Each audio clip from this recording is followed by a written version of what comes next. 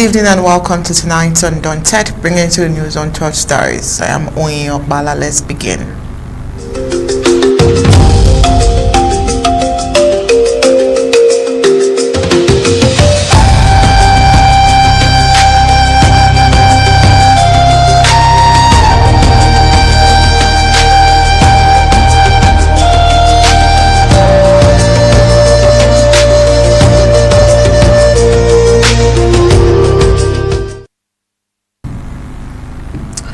Bamenda in crisis, a poetic chronicle.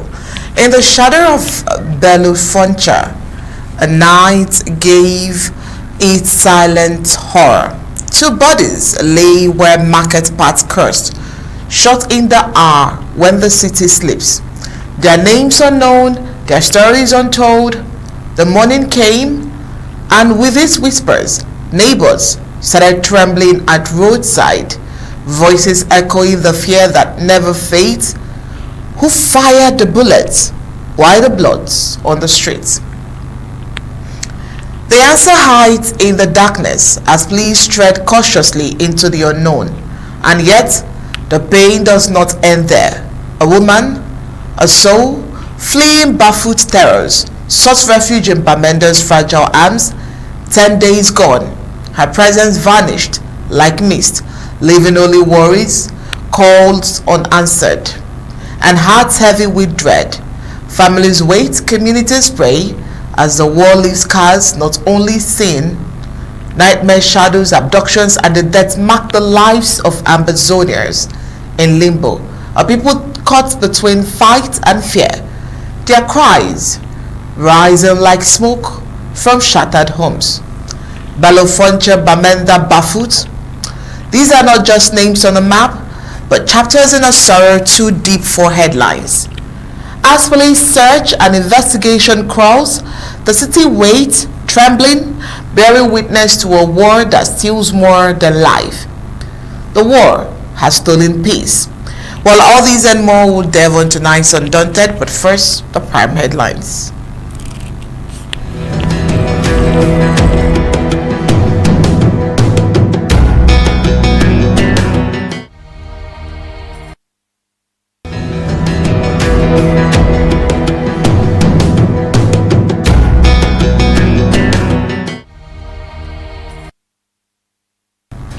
Tonight on Undaunted, council workers in Ambazonia decry months of unpaid salaries. Also tonight, graduate raises alarm over delays in issuing degree certificates at University of Dschang. 2 bodies discovered Foncha in Bamenda as police investigate overnight shooting. Missing IDP women case raises further concern. Driver refuses to cross Dilapidated wooden bridge in Lebialem, raising concerns over infrastructure neglect. Tourists and staff are lifted from Masai Mara National Reserve following severe flooding in Kenya is on the African scene. Muitaba Kamanai named Iranian supreme leader after father's assassination. Now let's get the news in full difference.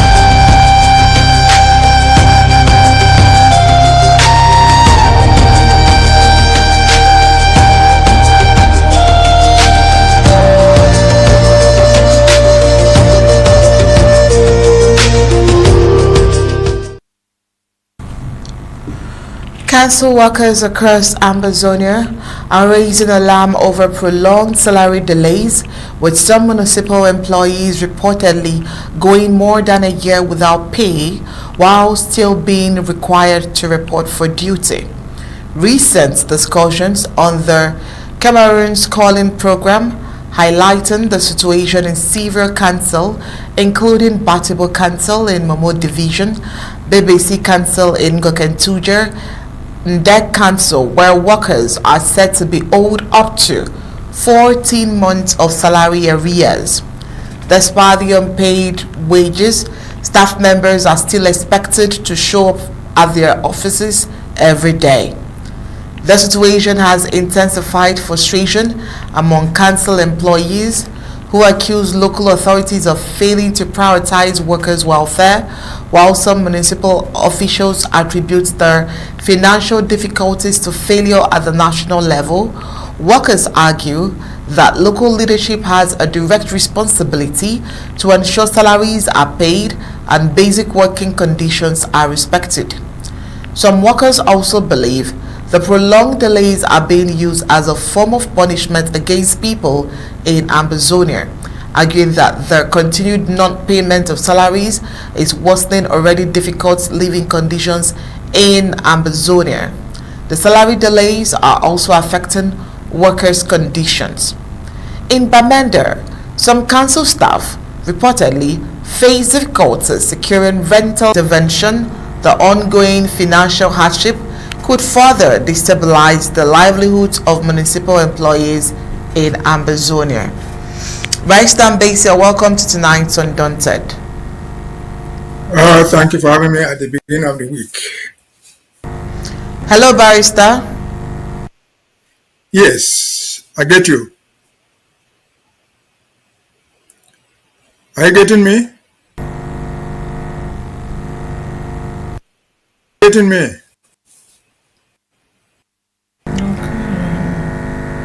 Are you getting me?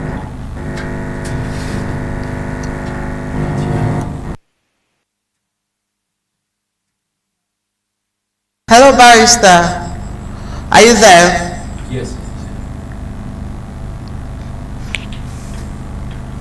Okay, I really can't. Are you getting me? Oh yes, I can hear you now. Welcome to tonight's Undaunted. Thank you for having me this beginning of the week. We have the issue of non-payment of salaries for some persons for a year and for some persons for 10 months.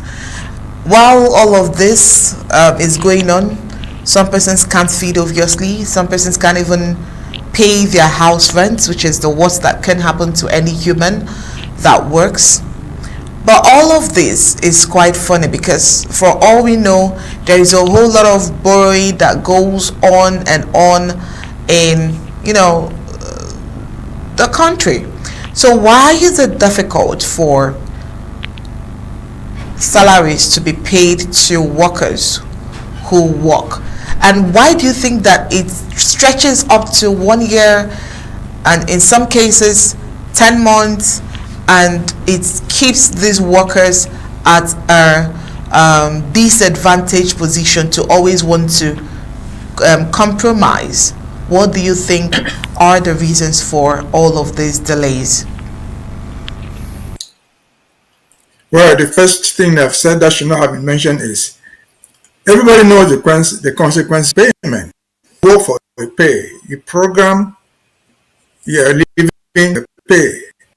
You pay your house, you pay water, and that goes with money. For those who work for anybody, you program it on those things. And so when you're not giving that money, your whole life collapses. They have children who go to school. There are people who go to hospital to treat themselves, and they are not being paid. Now the second question you have asked is, why are they not being paid? It's not 1 month, it's not 2 months, but 1 month is even too much. Because if you're on a Monday salary, you expect that salary at the end of the month. If you're on a weekly salary, you expect that money at the end of the week. It is not coming, something is wrong. But in this instant case, something is not wrong with the workers. Something is wrong with the institution that is supposed to pay them. And the simple story is, they don't have the money. By extension, the country is bankrupt. The country has been living on borrowed drops. I remember seeing in Yaoundé members of parliament protesting that they said are not calm. If we can go after, you know what it means.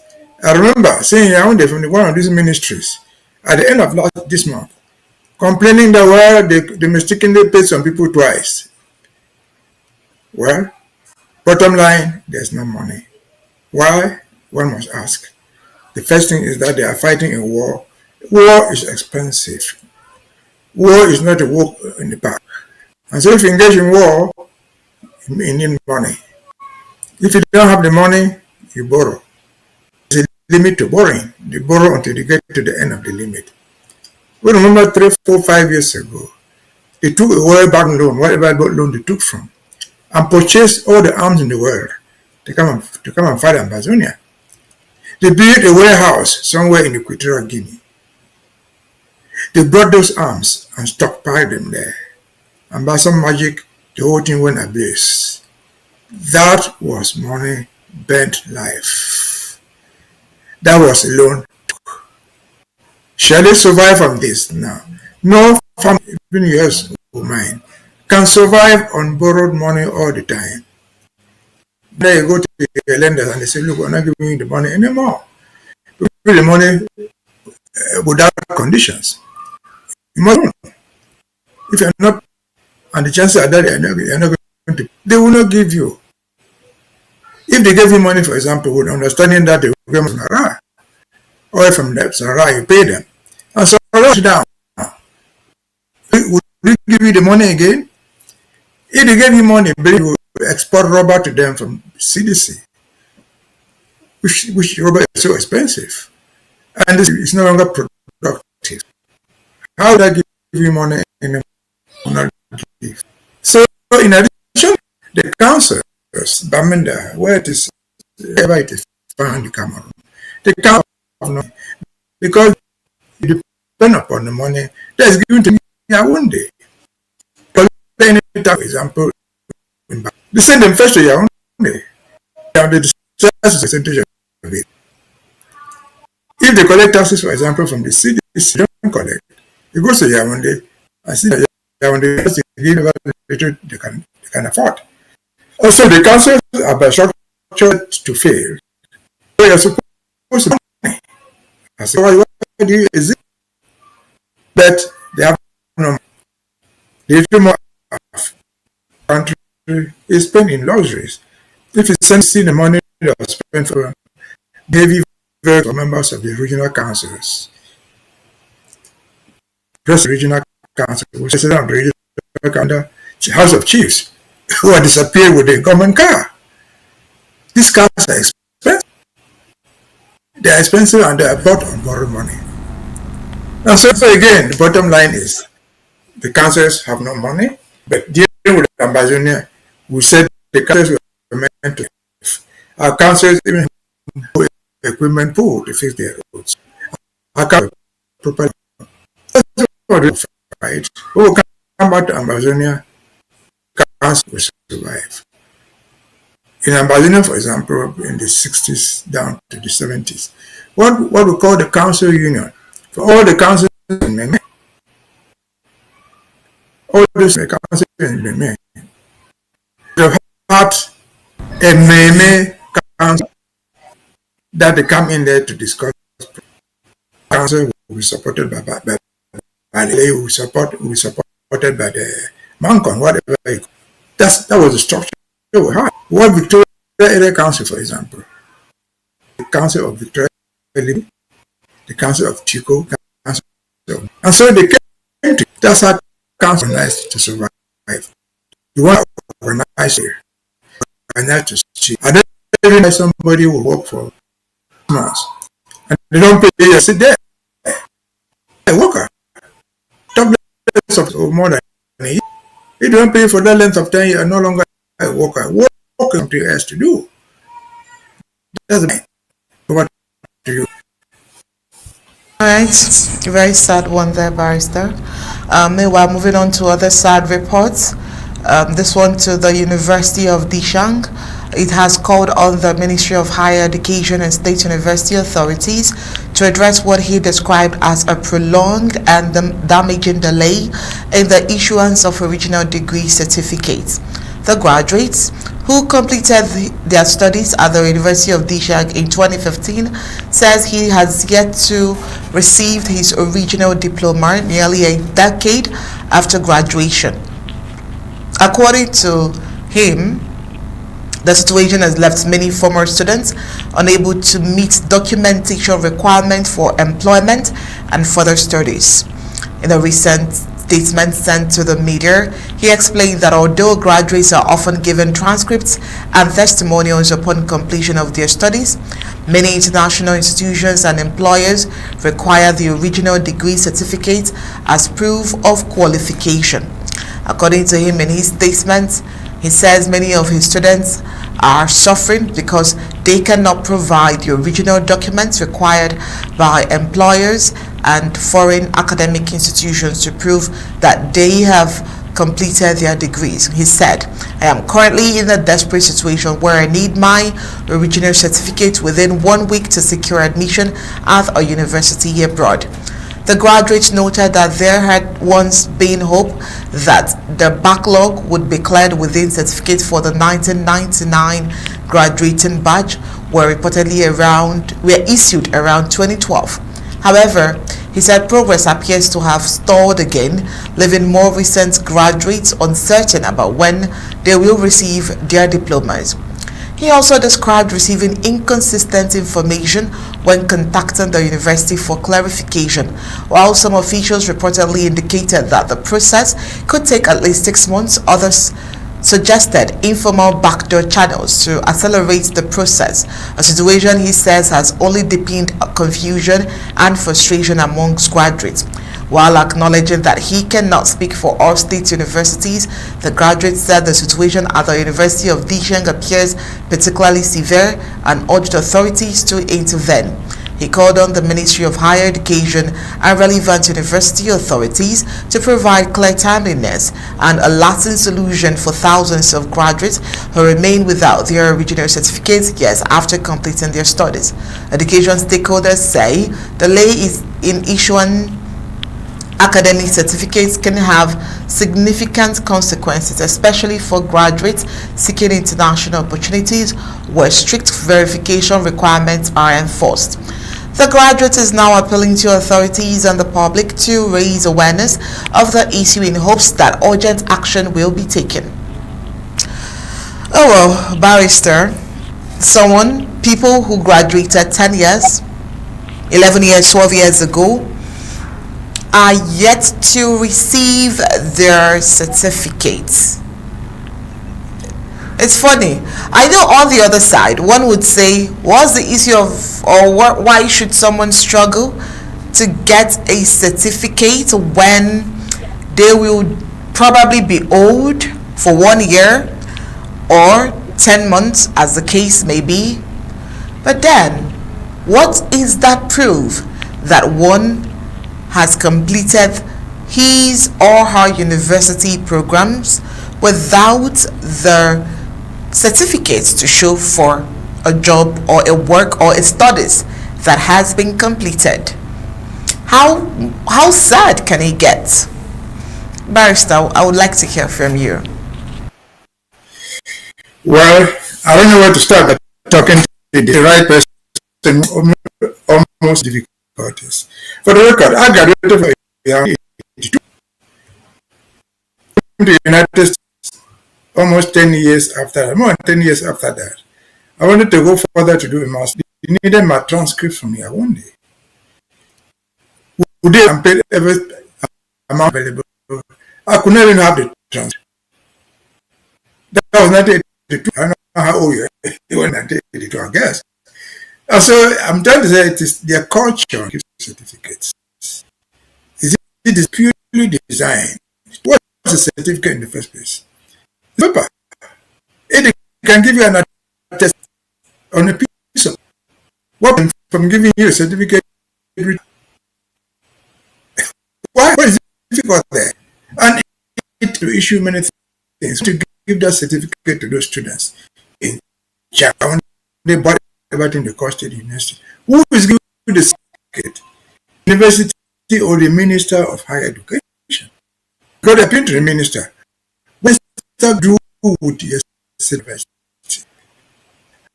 Is a university part of the people who declared you so? You were never there. who validated your sources, where you passed, you have to get and pass. I want to give you a certificate, not a minister. Because when you carry that thing out to England, to Paris, to America, where you go, out it. Then to the university, the university chancellor will assign it to chief of academics, not the minister. And so, how is the minister involved in giving university degrees, certificates to people? They are going to design that degree in terms of Cameroon, who will sign by the minister, who has nothing to do with academic performance of a student in Dschang, or a student in Buya, or Bamenda, or any other so-called state university. He has nothing to do with that. He's not part of the validation of who fails or passes. And so, why is that?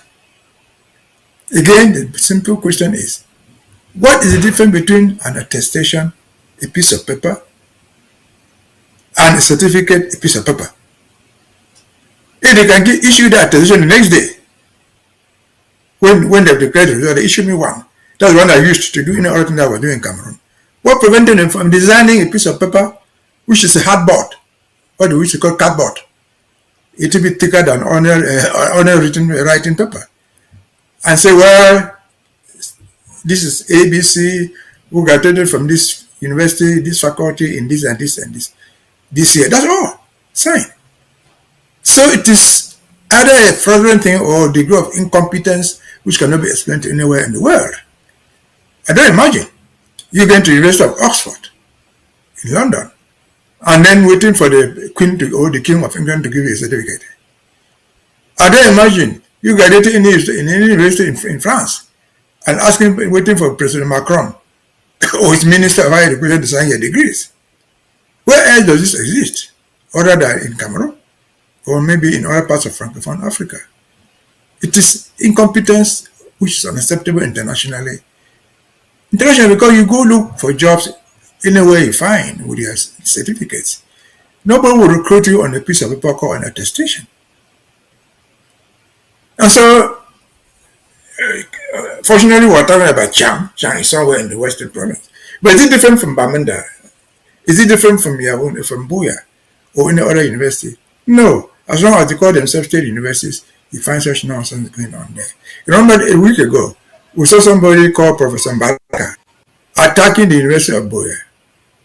Well, the University of Buya was supposed to validate their degrees, according to Buya, only master's degrees, according to him, PhDs. But that is not important. The important thing is that after he failed to denigrate the university for not giving him what he wanted to bribe his way to it, what he did, he went to the Minister of Higher Education. And the minister said, okay, you have to go. What has the minister got to do with the degrees that you have on the board? What have they got to do with the degrees, the agreement that the University of Yambo signed with somebody in the United States? After that, what happened again is what is curious. This is academics. We're dealing with academics. They got to go and see Mr. Tanganji. I took pictures with him, praising him. Mbaraka is not a civil servant. Mbaraka, his role was purely academics. His quarrel was with the University of Buya for not giving him credentials for his academic qualifications of his students. What has the minister got to do, be it the Minister of Territorial Administration or the Minister of Higher Education? Zero in academics. This is buffoonery, to say the least. This is fraud. In Ambazonia, for example, you passed the GCE in those days, you were given a certificate. They didn't consult the Prime Minister. Who wrote the London GCE, the certificate was mailed to me. So will it be in Buya when we get there. When you pass first school year certificate, they are given to you straight away, not signed by the government. When you pass an examination, the board that presides over the examination gives you the certificate. In case of university, the university designs, they are the one who make out their programs. They give you the certificate certifying that you have successfully passed. That's the end of it. The Prime Minister, the President of Ambazonia will not countersign that certificate. Over to you.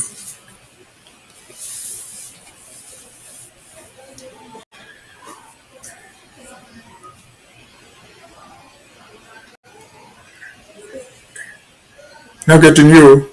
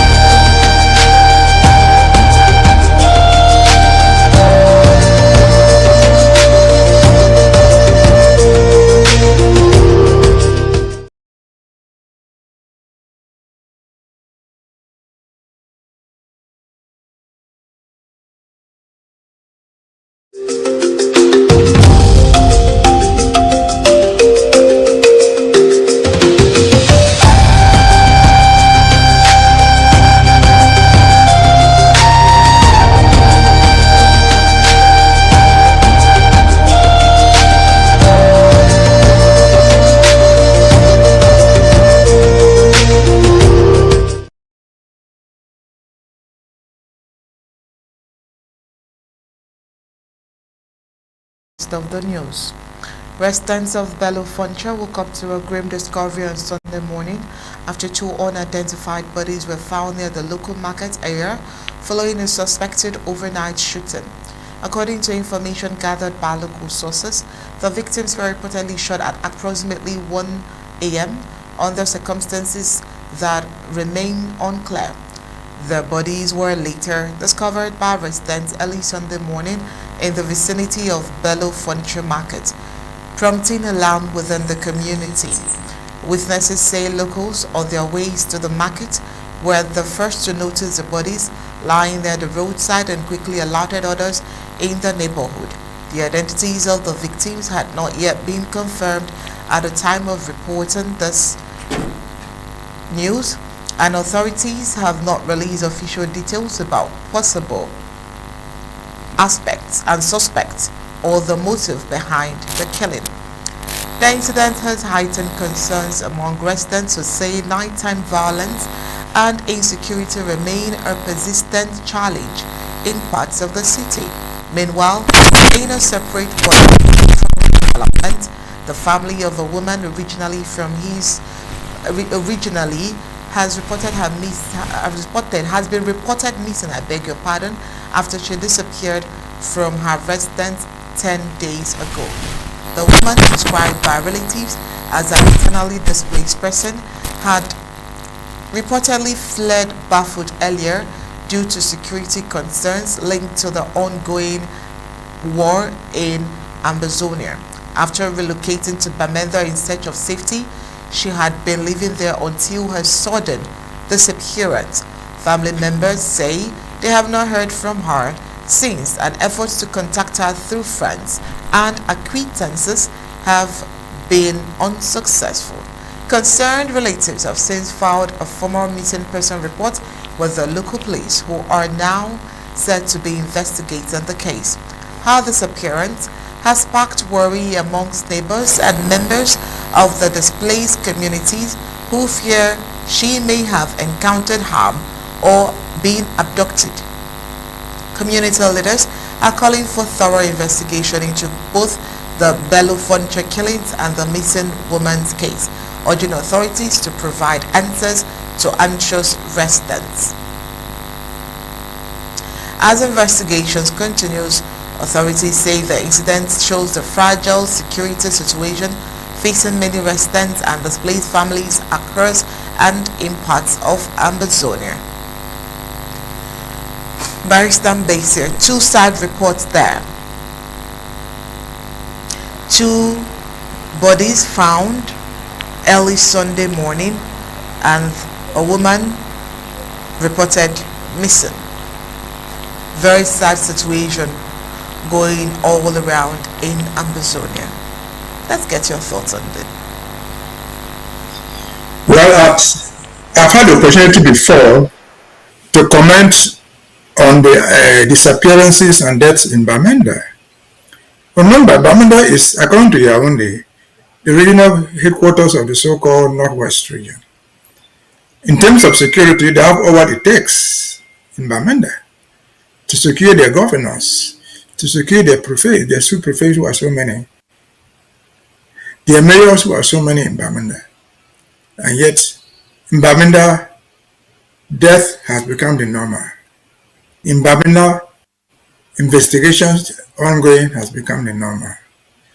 I've said here many times before, we challenge the government through its agencies, their procureurs, their magistrates, to bring before the courts the suspects in case of all these deaths, in case of all these adoptions. To the best of my knowledge, I've not seen one. And therefore, what does it mean? It means violence has taken over the streets of Bamenda and some parts of Ambazonia. What does it mean again? It means that in any country, every organized community, when violence, illegality takes over the streets, government has ceased to exist. There's nothing in Bamenda called governing, because the role of government has not been performed by anybody. They have not investigated successfully any crime. They have not brought anybody to book. They are kidnapping, their adoptions. There's extortion of money. Nobody has been brought to court. The gendarmes and police and military are on the road extorting money from drivers. Nobody has ever been brought to court for driving without documents. And so this is illegality constructed by the government to sell its own narrative of a people they cannot rule. They know sooner or later Ambazonia is coming, but they don't want to go away, leaving us in peace. They want to go away, leaving us with graves. And so, what can I say? Investigations on ending, no prosecution ever available, nothing to protect you and me. What can a man or woman in Bamenda do? The only thing we can say is be careful and pray that God will come to your own redemption. Because where are you going to? You cannot run to the gendarmerie. They will catch you and extort money from you and let go. You cannot go to the police. They will extort money from you. You cannot even go to the so-called governor because he himself, the security he has, is enough for his house. And so we are on our own, be it in Bamenda. But Bamenda is a simple, straightforward example case. Be it in Bamenda, Manfe, Kumbo, do wherever, we are on our own. And we shall do this until we get free. Criminality has become the law. It has become the ordinary. That was never in Ambazonia. It will not be in Ambazonia tomorrow. Law and order will be brought. Criminals will be brought to book. From the digital ones, which are traffic violators, to criminals, armed robbers, and everybody they can find. Nobody will be above the law. We shall do it come the day. The time is coming. Let's keep praying. That's what we can do right now. And ask people to be more prudent. But how prudent can you be? Only God can tell. Over to you. That's it. How prudent can you be, and how safe, and how much safety can you apply? Very sad one there. Tensions briefly gripped passengers traveling through Lebialem after a commercial driver abruptly refused to continue his journey upon reaching a fragile wooden bridge, saying the sight of the structure made him fear for his life. According to eyewitnesses, the driver had been transporting passengers along a rural road when the vehicle approached an aged wooden bridge spanning a small river in the area. Upon seeing the condition of the bridge, visibly worn planks, uneven supports, and gap between boards, the drivers reportedly stopped the vehicle and stepped out, refusing to cross. He just stood there looking at the bridge for a while, said one passenger who was on the trip. Then he said he had a family and children to go back to, and that he would not risk driving across something that looked ready to collapse. Passengers initially urged the driver to continue the journey, insisting that other vehicles had crossed the bridge before. However, the driver reportedly remained firm in his decision, stating that the structure looked too unsafe to support the weight of the vehicle. The incident quickly drew attention from residents nearby, many of whom expressed frustration that such a vital road link still relies on a deteriorating wooden bridge despite the modern era. Local residents say the bridge has been in use for years without any significant repair or reconstruction. Some described it as a daily risk for drivers, traders, and farmers who rely on the route to move goods and access nearby markets. It is shocking that in this modern year, people are still expected to drive vehicles across wooden bridges like this, said one resident who gathered at the scene. This is not just an inconvenience. As you can see in the screen, it is very dangerous. Community members say the bridge serves as a key crossing point connecting several villages in Lebialem, making it difficult for residents to avoid the route. The situation has also reignited long-standing complaints from locals who say communities in the area have been repeatedly overlooked when it comes to infrastructure development. Some residents argue that areas associated with the Ambazonian population, often referred to as the Anglophone people, have suffered years of neglect. This is how people here are treated, one community member said. Basic infrastructure like proper bridges and roads are ignored, yet people are expected to risk their lives just to move from one village to another. While no injuries were reported during the incident, the confrontation between concerned passengers and the cautious drivers shows the growing frustration among residents who depend on the road daily. Observers say the event serves as another stark reminder of the urgent need for safe and modern infrastructure in rural communities across the Ambazonia. As of the time of reporting, there has been no official statement from anyone regarding plans to repair or replace the bridge. Barrister Mbeseha, even mere looking at the video even stirs up so many fears. So I can imagine someone driving through the bridge. I mean, I can relate to his fear while looking at the videos, and I do not blame this driver at all. It is very scary that in a year where there are electric cars, there are solar inspired cars and all of that, people are struggling to, have a bridge, a tiny bridge, a bridge. People are still using wooden bridge that has been in existence for years. Obviously, the poverty rate and the lack of interest from the political class to Ambazonians is highly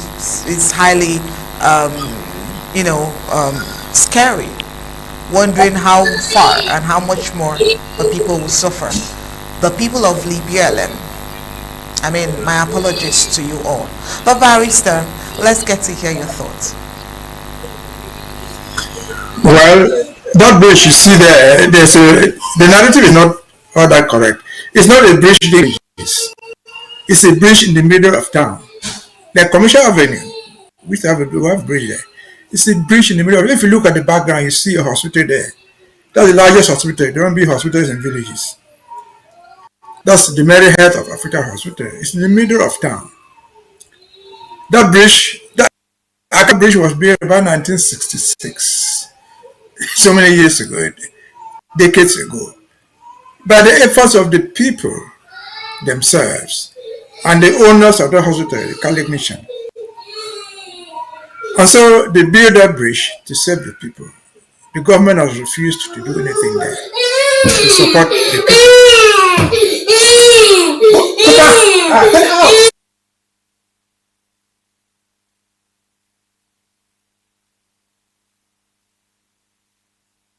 Grandchildren refused to do anything to that bridge.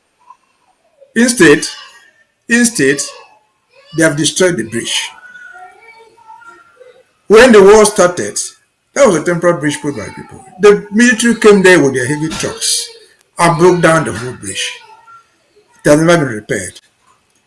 But most importantly, it was not just an ordinary thing that was happening there. Those people trying to ride in that bus, they were going to a certain port. The minister. Now, if you listen to the background news, the guy was saying the minister had just passed. The minister had just driven past, and they was urging that guy to do it. But listen, Lebialem, it is important that we're going to receive Port Austin, because Port Austin, until recently, he was the head man of the reconstruction effort. He had billions to manage. That bridge was never repaired. It is not repaired. As he passed there himself yesterday to go and have a reception from his own people. That's the bridge. That's a symbol of what the Lebialem is. That is a symbol of what Ambazonia is. And so the poor people are there. They are crossing with their bicycles. The military come and destroy what it was ever called there. And you find at the background, they say there's a new bridge being built. You find some pillars standing there. When are they going to complete that one? No one knows. Maybe until the Pope is coming to the Lebialem, then we will be reminded to go and do something they're doing in Bamenda. That story, if we go back to 2018-19, the power of the Red Dragons, because people saw Tinko Yaounde a great deal of deceit, of frustration. Again, that thing was built in 1966 at the time of the Foncha government. It was the community bridge, but the Foncha government supported them through community development. From 1966 to today, you can count the years by yourself.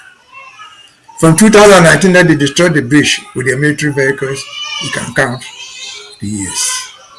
And they are still there. If you look closer at that thing, they are done with the gun.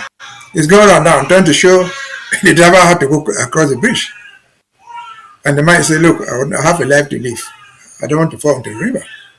Because what are you, the jana or the big guy? If you die there, there's compensation for you. What would that driver get for his family if he fell into the river? Zero. What would the people in that vehicle hurrying to go and wear clothes and go and dance to receive Paul Tasson? What would they get? Zero. And so that's an epitome of Ambazonia. I guess it's the same thing in every places. In any other place, have a wooden bridge. Other places that don't even have anything, they cross with a hammock and river sweep away in Ambazonia. How long shall we take this anymore? We've said enough is enough. Goodbye to them. We shall rebuild those bridges. We shall build better bridges than wooden bridges. And people of Lebialem should be aware. Better days are ahead. Over to you.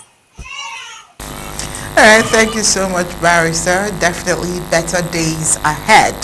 Thank you so much for joining on tonight's Undaunted. Hopefully tomorrow we would have you here discussing other issues that we'll be bringing to the front burner. But until then, this is where we draw the curtains with you. Thank you for having me. You're welcome. When we return from the break, we'll go to the African scene where tourists and staff airlifted from the Masai Mara National Reserve following severe flooding in Kenya.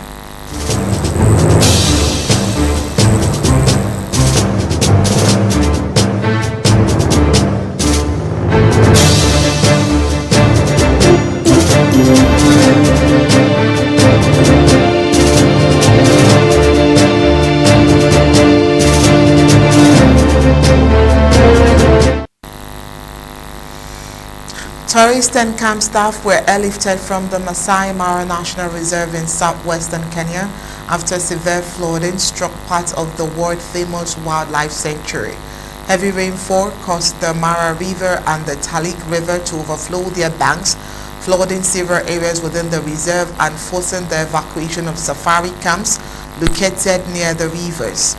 Rising waters cut off road access in some sections of the park, prompting authorities and safari operators to arrange emergency airlift to move tourists and staff to safer locations. According to Mark Goss, chief executive of the Mara Elephant Project, many camps had already begun evacuating visitors and workers after water levels started rising earlier in the week. Officials said most tourists in the reserve were relocated before the heaviest downpours occurred. Aircraft and helicopters were used to complete the evacuations as flooded roads made ground transport difficult. The flooding disrupted tourism activities in the reserve and some camps temporarily closed and infrastructure in low-lying areas affected by the rising waters. The Masai Mara National Reserve is one of Africa's most popular safari destinations, known for its abundant wildlife and the annual migration of wild beasts across the Mara River. The reserve attracts thousands of international visitors every year and plays a key role in Kenya's tourism sector. Authorities and conservation groups continue to monitor water levels and weather conditions across the country of Kenya as rainfall persists in parts of the East Africa. While no injuries or fatalities have been reported, officials warn that continued heavy rains could lead to further flooding in wildlife areas and surrounding communities. And when we return right after the break, we'll head into the globe where Mujtaba Khamenei named Iran's supreme leader after father's assassination.